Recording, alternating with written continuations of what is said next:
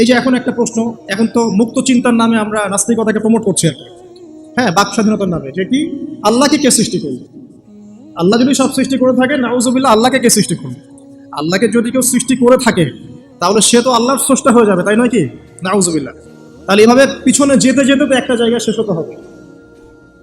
একটা, আমরা যখন ফিলোসফি পড়েছিলাম একটা তত্ত্ব ছিল, তার নাম হচ্ছে কার্যকারণ তত্ত্ব। কার্যকারণ তত্ত্ব মানে হচ্ছে প্রত্যেকটা কাজের পিছনে একটা কারণ থাকে। ঠিক আছে? এই যে ব্যথা হচ্ছে কেন? কোনো একটা কারণ আছে। জ্বর কেন? একটা ভাইরাস আছে। মানে প্রত্যেকটা বিষয়ের পিছনে একটা কারণ আছে। এই কারণ যদি আপনি সার্চ করতে যান, এটা কেন এই কারণে, ওইটা কেন এই কারণে, ওইটা কেন ওই কারণে, এই করতে করতে করতে আপনাকে একটা জায়গায় গিয়ে থামতে হবে। আর সেই মহান সত্তার নাম কি? আল্লাহ। এটা আমরা বিশ্বাস করি। এখন আপনি যতই প্রশ্ন করেন এইভাবে, আপনি কোনো কুল কিনারা পাবেন না। এই জন্য নবী সাল্লাল্লাহু আলাইহি ওয়াসাল্লাম বলেছেন, যখনই তোমাদের মধ্যে এই চিন্তা আসবে যে আল্লাহ পাক সবকিছু সৃষ্টি করেছেন, তাকে আবার কে সৃষ্টি করলো, তখন আউযু বিল্লাহি মিনাশ শাইতানির রাজিম পরে বাম দিকে তিনবার থুতু ফেলবে। তাহলে শয়তানের ওয়াসওয়াসা তোমার মধ্য থেকে কেটে যাবে, কারণ শয়তান এই চিন্তাটা তোমার মধ্যে দিয়েছে। যেই শয়তান এই চিন্তা আপনার মধ্যে দিয়েছে, ওই শয়তান কিন্তু নাস্তিক নয়। আমি কোরআন থেকে প্রমাণ করছি, শয়তান কিন্তু আস্তিক। যখন শয়তানকে বের করে দেওয়া হচ্ছে জান্নাত থেকে, ওই যে সেজদা না করার কারণে, শয়তান বলেছে রব্বি আনজিরনি ইলা ইয়াউমি ইউবআসুন। শয়তান আল্লাহকে বলছে, রব্বি, হে আমার রব, আনজিরনি, আমাকে অবকাশ দিন, ইলা ইয়াউমি ইউবআসুন, সেই দিন পর্যন্ত যেদিন সবাইকে পুনরুত্থিত করা হবে। মানে এখানে শয়তান আল্লাহকে রব বলে ডাকছে, বুঝতে পারছেন না? শয়তান আল্লাহকে বলছেন রব্বি, হে আমার রব। শয়তান কি আস্তিক না নাস্তিক? অথচ শয়তান পৃথিবীতে এসে চ্যালেঞ্জ নিয়েছে যে সে পুরো মানব জাতিকে জাহান্নামে নিয়ে যাবে। আর আল্লাহ পাক বলছেন, আমার মুখলেস বান্দাদের তুমি কোনো ক্ষতি করতে পারবে না। আবার শয়তান চ্যালেঞ্জ করছে, আমি ডান দিক থেকে আসবো, বাম দিক থেকে আসবো, সামন থেকে আসবো, পিছন থেকে আসবো, ওয়ালা তাজিদু আকসারাহুম শাকিরিন। আল্লাহ, আপনি বেশিরভাগকেই শুকরগুজার পাবেন না। যেটার বাস্তব প্রতিফলন আমরা এখন দেখছি। বেশিরভাগ মানুষ নামাজ পড়ে না, বেশিরভাগ দেখবেন রোজা রাখে না, বেশিরভাগই দেখবেন কোরআন পড়তে জানে না। ম্যাক্সিমাম সুদ খাচ্ছে, ম্যাক্সিমাম জেনা করে, ম্যাক্সিমাম মেজরিটি সংখ্যক মানুষ কিন্তু আল্লাহর বিধানের পরোয়া করছে না। অল্প কিছু মানুষই আল্লাহর বিধানের পরোয়া করছে। এই কথাও আল্লাহ কোরআনে বলেছেন, ওয়া কালিলুম মিন ইবাদিয়াশ শাকুর, আমার শুকরগুজার বান্দার পরিমাণ হবে কি? খুব কম। এমনকি নবী সাল্লাল্লাহু আলাইহি ওয়াসাল্লাম হাদিসে বলেছেন যে আমার উম্মতের মধ্যেই ৭৩টা দল হয়ে যাবে। কয়টা? তার মধ্যে ৭২টা দল জাহান্নামে যাবে, নাউযুবিল্লাহ। আর মাত্র একটা দল যাবে জান্নাতে, যার ব্যাপারে নবীজি বলছেন, মা আনা আলাইহি ওয়া আসহাবি, আমি যার উপরে আছি এবং আমার সাহাবীরা যার উপরে আছে। মানে পৃথিবীর যে কোনো জায়গার মানুষ, যে কোনো দেশ, যে কোনো ভাষা, যে কোনো রং বর্ণ ইত্যাদি, তার ঈমান, তার আকীদা, তার আমল যদি নবী এবং সাহাবীদের সাথে মিলে যায়, ইনশাআল্লাহ তাআলা সে জান্নাতে যাবে। এটার জন্য একটা দল খুলে সবাইকে ওই দলের ফর্ম পূরণ করতে হবে জরুরি না। এটা ঈমানের ব্যাপার, আকীদা আমলের ব্যাপার। যে কোনো জায়গার মানুষ যদি আল্লাহ এবং তার রাসূল এবং তার সাহাবীদের মানহাজ ফলো করে, ইনশাআল্লাহ তাআলা সে জান্নাতে যাবে।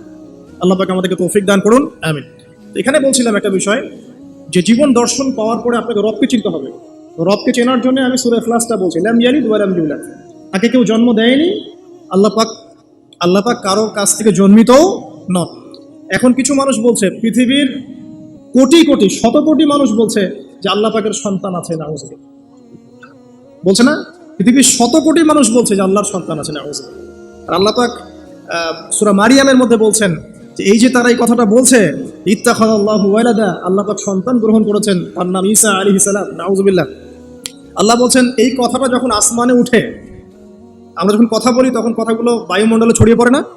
এই কথা যখন বায়ুমণ্ডলে ছড়িয়ে পড়ে, আসমানের দিকে ওঠে, তখন আসমান এবং জমিন লজ্জায়, অপমানে, কষ্টে ফেটে পড়তে চায় যখন এই কথাটা মানুষ বলে, ইত্তাখাযাল্লাহু ওয়ালাদা, নাউযুবিল্লাহ। তো দেখুন, বেশিরভাগ মানুষ কিন্তু বলছে যে আল্লাহর সন্তান আছে, নাউযুবিল্লাহ। আবার ইহুদি যারা, তারা বলছে ওযায়ের আলাইহিস সালাম আল্লাহর পুত্র, নাউযুবিল্লাহ। খ্রিস্টানরা বলছে ঈসা ইবনে মারইয়াম আল্লাহর পুত্র, নাউযুবিল্লাহ। এখন আমরা যেটা কথা বলি না, যে বেশিরভাগ মানুষ যা বলবে সেটাই সঠিক, তাহলে কি এই বেশিরভাগ মানুষ যে বলছে আল্লাহর সন্তান আছে এটা সঠিক? তার এখানে কিন্তু এই কনসেপ্টটা টিকছে না। বেশিরভাগ মানুষ যা বলবে তা সঠিক হবে তখনই যখন তাদের কথা কুরআন সুন্নাহর মানদণ্ডে হবে। যদি বেশিরভাগ মানুষ বলে হ্যাঁ সুদ হারাম, অবশ্যই হারাম, বিকজ কুরআন সুন্নাহ এটা হারাম করেছে। যদি বেশিরভাগ মানুষ বলে সুদ হালাল, আপনি কি করবেন? মানবেন? যদি বেশিরভাগ মানুষ বলে মদ হালাল, সিনা হালাল, হ্যাঁ, তাহলে এই যে একটা কনসেপ্ট চালু হয়ে গেছে আমাদের মধ্যে, এটা কিন্তু ডেমোক্রেসি না, এটা ডেমোক্রেসির ভুল ব্যাখ্যা। হ্যাঁ, বেশিরভাগ মানুষ এর কথা মতামত কখন গ্রহণযোগ্য হবে? যখন সেটা আল্লাহ পাকের ঐশী গ্রন্থের আলোকে হবে, তখন অবশ্যই নিঃসন্দেহে এটা গ্রহণযোগ্য হবে। কিন্তু যদি বেশিরভাগ মানুষ আল্লাহ এবং তার রাসূলের বিধানের বাইরে কথা বলে, হালাল করে দেয় মদকে, জেনাকে হালাল করে দেয়, আপনার এই যে পর্নোগ্রাফিকে হালাল করে দেয়, সুদকে হালাল করে দেয়, তাহলে কি আমরা হালাল মেনে নিব? যদি মেনে নেন তখন কিন্তু আপনি আল্লাহ পাকের সাথে শিরক করলেন। এটা সূরা তাওবার 31 নম্বর আয়াতে পড়ে দেখবেন। লাম ইয়ালিদ ওয়া লাম ইউলাদ, আল্লাহ পাক কাউকে জন্ম দেননি, কারো কাছ থেকে জন্মিতও না। ওয়া লাম ইয়াকুল লাহু কুফুয়ান আহাদ, এটা আরো ম্যাসিভ। আল্লাহ পাকের সমতুল্য কিচ্ছু নাই। মানে কোনো কিছু যদি আপনার চিন্তায়ও আসে যে এটা আল্লাহর সমকক্ষ হতে পারে, নাউজুবিল্লাহ, সাথে সাথেই ওই কনসেপ্টটা বাতিল করতে হবে। কারণ আল্লাহ পাকের সমকক্ষ কিছু হতেই পারে না।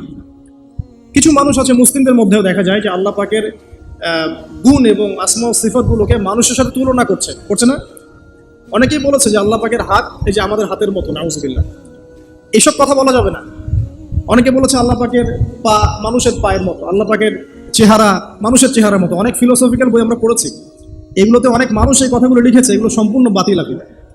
লাইসা কামিসলিহি শাই, আল্লাহ পাকের মতো কিছুই নাই, কোনো কিছুই তার সাথে সাদৃশ্যর হওয়ার যোগ্য নয়। তো এখানে যদি কোনো মুসলিম এরকম আকিদা পোষণ করে থাকে, এটাও একটা বাতিল আকিদা হবে। সামনে আসেন, আল্লাহকে চিনতে হলে আপনাকে আরেকটা আয়াত আমি শোনাচ্ছি, ইনশাআল্লাহ এটা যথেষ্ট হবে। আল্লাহ রাব্বুল আলামিন বলছেন, আল্লাহ পাক, লা ইলাহা ইল্লাহু, আল্লাহ পাক তিনি যিনি ছাড়া কোনো ইলাহ নাই।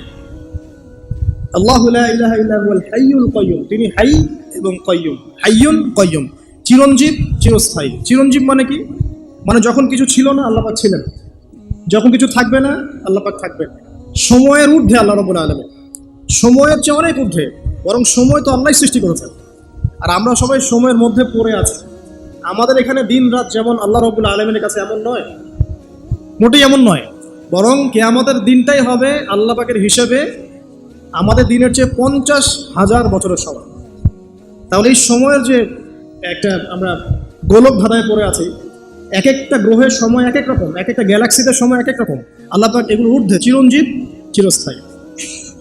আপনারা যারা সায়েন্সে পড়েছেন, আপনারা যে আইনস্টাইনের সূত্র পড়েছেন না, যে সময়ের আলোর বেগে যদি কোনো বাহন ছুটে মহাকাশে, তাহলে পৃথিবীতে দেখা গেল একজনের বয়স 25, ও মহাকাশে 25 বছর ঘুরে আসলো, এসে দেখেছে, আবার পৃথিবীতে এসে দেখলো তার ওই ভাই যার বয়স 25 ছিল তার বয়স এখন 50, কিন্তু ওই বেচারার বয়স কিন্তু 25ই থেকে গেছে। এই সূত্রটা জানেন না? তো সময় কিন্তু সব জায়গায় একরকম নয়, এখানে অনেক ব্যাপার আছে। আল্লাহ রাব্বুল আলামিন চিরঞ্জীব এবং চিরস্থায়ী। আল্লাহু লা ইলাহা ইল্লা হুয়াল হাইয়ুল কাইয়্যুম লা তাখুযুহু সিনাতুন ওয়া লা নাওম, আল্লাহ পাক বলছেন তাকে তন্দ্রাও স্পর্শ করে না, নিদ্রাও স্পর্শ করতে পারে না। তন্দ্রা কি? এই যে আমাদের ঝিমুনি আসে, এটা তন্দ্রা। আর নিদ্রা কি? আমরা যেটা ঘুমিয়ে যাই, এটা নিদ্রা। তো নিদ্রাকে বলা হয়েছে মৃত্যুর ভাই। এই কারণে জান্নাতে মানুষ যখন যাবে তাদের ঘুম হবে না, মানে জান্নাতে কোনো ঘুম নাই, কারণ ঘুম হচ্ছে মৃত্যুর ভাই। তো আল্লাহ পাককে ঘুমও স্পর্শ করতে পারে না এবং ঝিমুনি তন্দ্রাও স্পর্শ করতে পারে না। এমন একটু চিন্তা করে দেখেন, এই লক্ষ কোটি বছর ধরে যে মহাকাশ চলছে সৃষ্টির পর থেকে, আল্লাহ রাব্বুল আলামিন একটা মুহূর্ত সময়কে রেস্ট নিয়েছেন? একটা জাররা পরিমাণ সময়কে তিনি রেস্ট নিয়েছেন? তাহলে সেই মহান সত্তা যিনি এক জাররা পরিমাণ সময়ও তার ক্লান্তি বোধ হয় না, তার কোনো ঘুম আসে না, তার কোনো তন্দ্রা স্পর্শ করে না, তা আমরা সেই আল্লাহর বান্দা হয়ে কি আল্লাহর বিধান বা তার আনুগত্যের বাইরে যাওয়া ঠিক হবে? এটা সহজ। আল্লাহকে চিনতে শিখুন। আল্লাহ পাক কে? আল্লাহ রাব্বুল আলামিন তো এমন একজন সত্তা যে আপনি সারাটা জীবন আল্লাহর বিপক্ষে চলেছেন, আজকে 2 রাকাত নামাজ পড়ে যদি তওবা করে ফিরে আসেন, ইমিডিয়েটলি আল্লাহ পাক আপনাকে মাফ করতে পারেন। আবার আপনি সারা জীবন ভালো কাজ করেছেন, শেষে কি এমন একটা কথা বললেন, এমন একটা কাজ করলেন, হতে পারে সেই কাজের জন্য আল্লাহ না করুক আপনার জাহান্নামের ফয়সালা হয়ে যেতে পারে। নাউযুবিল্লাহ। তো আল্লাহকে চিনতে শিখুন। তিনি আর রাজ্জাক, আপনাকে রিজিক দেন, জন্ম দিয়েছেন, সৃষ্টি করেছেন, পরিণত করেছেন, আমাদেরকে আকৃতি দিয়েছেন, আমাদের জান, আমাদের মাল, আমাদের ইজ্জত, সম্মান, পরিবার, প্রতিপত্তি, সবকিছুর মালিককে? সবকিছুর মালিক আল্লাহ রাব্বুল আলামিন। এই কনসেপ্ট যার মনে ক্লিয়ার, ইনশাআল্লাহ তাআলা তার মনে লা ইলাহা ইল্লাল্লাহ ঠিক আছে। আর যার মনের মধ্যে লা ইলাহা ইল্লাল্লাহ ঠিক আছে, ইনশাআল্লাহ সে একদিন না একদিন জান্নাতে যাবে ইনশাআল্লাহ। আসুন সামনে যাই। লা তাখুযুহু সিনাতুন ওয়া লা নাওম লাহু মা ফিস সামাওয়াতি ওয়া মা ফিল আরদ। আসমান সমূহ, এখানে আসমান একটা আসমান বলা হয়নি, পুরো আসমান সমূহ এবং এই জমিনে যা কিছু আছে সবকিছু কার? আল্লাহ। আসমান সমূহটা বোঝেন। একদিন বলেছিলাম একটা এক্সাম্পল, যে এই পুরো মহাবিশ্বে পৃথিবীর অবস্থানটা কতটুকু। একটা সমুদ্রের কিনারায় যখন আপনি হাঁটবেন, বা আপনাদের যেখানে কি নদী আছে? পালাশি। আচ্ছা, ওই চরের মধ্যেই মনে করেন আপনি হাঁটছেন, ওই চরের মধ্যে একটা বালুর কণার কি পরিমাণ দাম আছে বা কি পরিমাণ অবস্থান আছে? খুব বড় অবস্থান? অবস্থানই না। এই পুরো মহাবিশ্বে পৃথিবীর অবস্থান তার চাইতেও কম। এই যে সৌরজগৎ দেখছেন, এই সৌরজগতের মধ্যে হাজারটা সৌরজগৎ মিলে একটা গ্যালাক্সি হয়, আর এই হাজার হাজার গ্যালাক্সি মিলে একটা আসমান হয়। এরকম করে 7 আসমান, তার উপরে কুরসি, তার উপরে মহাসাগর, তার উপরে আরশ, তার উপরে আল্লাহ রাব্বুল আলামিন। তাহলে চিন্তা করেন যে পৃথিবীতে আপনার কতটুকু অবস্থান নিয়ে আছে। এই সমস্ত কিছু কার সৃষ্টি? আল্লাহ রাব্বুল আলামিনের। এখন সামনে আসেন, লাহু মা ফিস সামাওয়াতি ওয়া মা ফিল আরদ মান যাল্লাযী ইয়াশফাউ ইনদাহু ইল্লা বিইذনিহি। যার এত ক্ষমতা, যে আল্লাহ পাকের এত ক্ষমতা, আল্লাহ পাক বলছেন কে আছে যে তার অনুমতি ছাড়া আল্লাহর সামনে সুপারিশ করতে পারে? এখান থেকে আমাদের আকীদার পরিষ্কার হওয়া দরকার আছে না? আমরা তো অনেক সময় মনে করি যে পীর সাহেব ধরেছি বাস জান্নাতে চলে যাবো, নাকি? আমল করার দরকার নাই। বায়াত হয়েছি বাস জান্নাতে চলে যাবো, আমার আমলের দরকার নাই। এত সহজ না। আল্লাহ পাক বলছেন কে আছে যে আমার কাছে সুপারিশ করবে আমার অনুমতি ছাড়া? আল্লাহ পাকের অনুমতি না পেয়ে কেউ এই কাজ করতে পারবে? পারবে না। আমরা জানি না রাসূল সাল্লাল্লাহু আলাইহি ওয়াসাল্লাম উম্মতের জন্য সুপারিশ করবেন। হ্যাঁ, শহীদগণ সুপারিশ করবে, এই যে হাফেজে কোরআন, আলেম, অনেক মানুষ, অনেক শ্রেণীর মানুষকে আল্লাহ পাক সুপারিশ করার এখতিয়ার দিবেন। কেন দিবেন? বিকজ আল্লাহ পাক তাদের আমলে সন্তুষ্ট এবং আল্লাহ পাক তাদেরকে সম্মানিত করবেন সবার উপরে। মনে করেন এখানে অনেক মানুষ আছে, এর মধ্যে একজনকে আপনি সবচেয়ে বেশি পছন্দ করেন, সে আপনাকে সন্তুষ্ট করেছে, তাকে সম্মানিত করতে চাচ্ছেন আপনি। এখন তাকে ডেকে নিয়ে আসলেন সবার সামনে, এনে আপনি যে ফুলের তোড়া উপহার দিলেন, মানে আপনি তাকে ভালোবাসেন, তাকে সম্মান করেন। এখন সে আপনাকে যদি কিছু বলে যে আমার অমুক ভাই আছে, সেও মাশাআল্লাহ এই পথে চেষ্টা করছে, আপনি তাকে একটু সুযোগ দেন, তখন আপনি কিন্তু ওকে সুযোগ দিবেন। এইটা সুপারিশ। মানে বিষয়টা হচ্ছে যে যখন আল্লাহ রাব্বুল আলামিন কিছু মানুষের উপর সন্তুষ্ট হবেন, তখন গিয়ে আল্লাহ রাব্বুল আলামিন তাদেরকে সুপারিশ করার এখতিয়ার দিবেন। কিন্তু আল্লাহ পাকের অনুমতি ব্যতীত এই কাজটা কেউ করতে পারবে না। এটা আমাদের কনসেপ্ট ক্লিয়ার থাকা উচিত।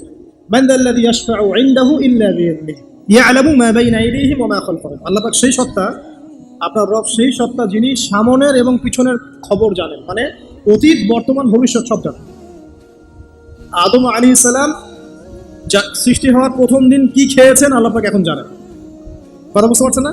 আমরা জানি? কোন ইতিহাসের বই আমাদেরকে সলিউশন দিতে পারবে? জান্নাত জাহান্নামের ফয়সালা হয়ে যাওয়ার পরে, এটা বোঝেন, জান্নাত জাহান্নামের ফয়সালা হয়ে যাওয়ার পর জান্নাতীরা 100 কোটি বছর পরে কি খাবে, কি করবে, কি পড়বে, আল্লাহ পাক এই মুহূর্তে সেটা জানেন। ঠিক একইভাবে জাহান্নামীরা জাহান্নামে যাওয়ার 100 কোটি বছর পর তাদের কি আযাব হবে, কি পানিশমেন্ট দেওয়া হবে, ওদের অবস্থা কি হবে, আল্লাহ পাক এখনই সেটা দেখতে পারেন। তা আমরা তো আল্লাহকে চিনি না, এই কারণে আমরা আল্লাহর বিরোধিতা করি, তার নবীর বিরোধিতা করি, ইসলাম কোরআন হাদিসের বিরোধিতা করছি। আমরা তো আল্লাহকে চিনি না। আল্লাহ পাক বলছেন ইয়ালামু মা বাইনা আইদিহিম ওয়া মা খালফাহুম, সামনে পিছনে যা আছে, অতীত, বর্তমান, ভবিষ্যৎ সব আল্লাহ পাক জানেন।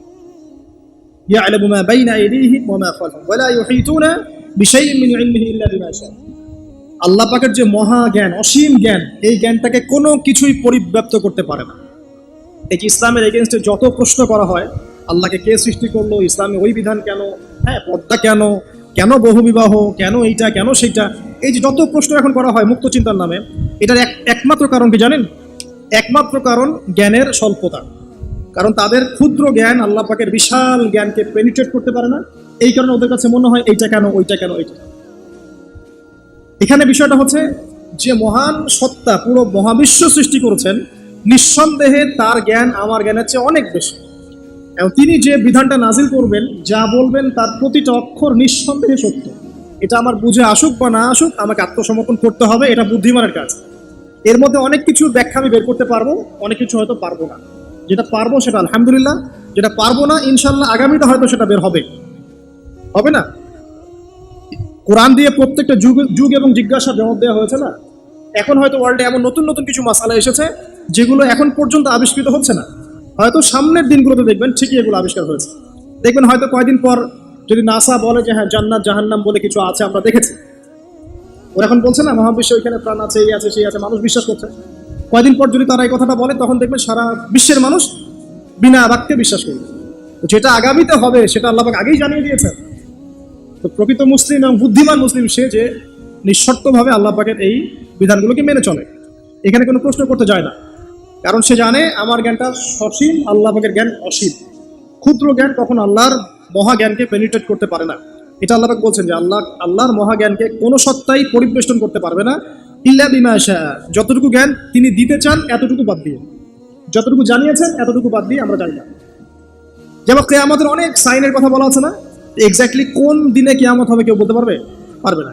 আল্লাহ পাক যতটুকু চান এতটুকু আমরা জানি। ইয়ালামু মা বাইনা আইদিহিম ওয়া মা খালফাহুম ওয়া লা ইউহিতুনা বিশাইইন মিন ইলমিহি ইল্লা বিমা শা ওয়াসিআ কুরসিয়ুহুস সামাওয়াতি ওয়াল আরদ। আল্লাহ পাক বলেন এই মহাবিশ্বকে আল্লাহ পাকের কুরসিটা ঘিরে রেখেছে। এই কুরসি কিন্তু আরশ নয়, এই কুরসি পুরো মহাবিশ্বকে ঘিরে রেখেছে। এর উপরে আছে মহাসাগর, তার উপরে আছে আরশে আজিম। ঠিক আছে, ওয়াসিআ কুরসিয়ুহুস সামাওয়াতি ওয়াল আরদ ওয়া লা ইয়াউদুহু হিফযুহুমা ওয়া হুয়াল আলিয়্যুল আযীম। এবং এই পুরো মহাবিশ্বকে পরিচালনা করতে বা নিয়ন্ত্রণ করতে আল্লাহ পাকের যাররা পরিমাণও কোনো কষ্ট হয় না। তো এই হচ্ছে আপনার রব, যে রব আপনাকে সৃষ্টি করেছেন এবং দুনিয়াতে একটা হায়াত দিয়েছেন এবং আপনাকে তিনি মৃত্যু দিবেন, এরপর আবার পুনরুজ্জীবিত করবেন, তারপর বিচার ফয়সালা হবে, এরপর হয় জান্নাত, না হলে জাহান্নাম। আপনি আপনার রবকে চিনতে শিখুন, তাহলে ইনশাআল্লাহ তাআলা এটা আপনার জন্য সহজ হবে আল্লাহর আনুগত্য করা, তার দাসত্ব করা। এরপর কি আল্লাহ পাক কি করলেন? আল্লাহ রাব্বুল আলামিন রবকে চিনতে শেখানোর পরে আমাদেরকে পৃথিবীতে পাঠিয়েছেন। পৃথিবীতে পাঠিয়ে কি আল্লাহ পাক আমাদেরকে ছেড়ে দিয়েছেন? না, আল্লাহ রাব্বুল আলামিন ঐশী গ্রন্থ নাজিল করেছেন এবং এই ঐশী গ্রন্থটাই হচ্ছে সত্য মিথ্যার চূড়ান্ত মানদণ্ড।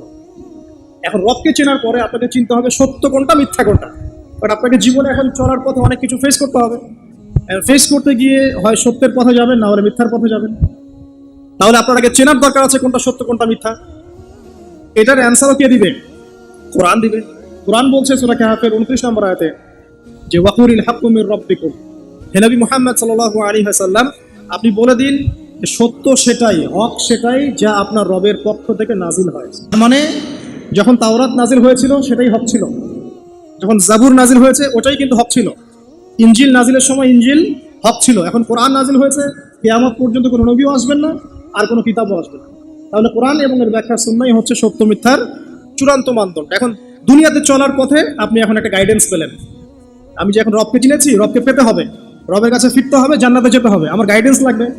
গাইডেন্স কি পেলেন? কোরআন এবং হাদিস। এটাই হচ্ছে সত্যের চূড়ান্ত মানদণ্ড।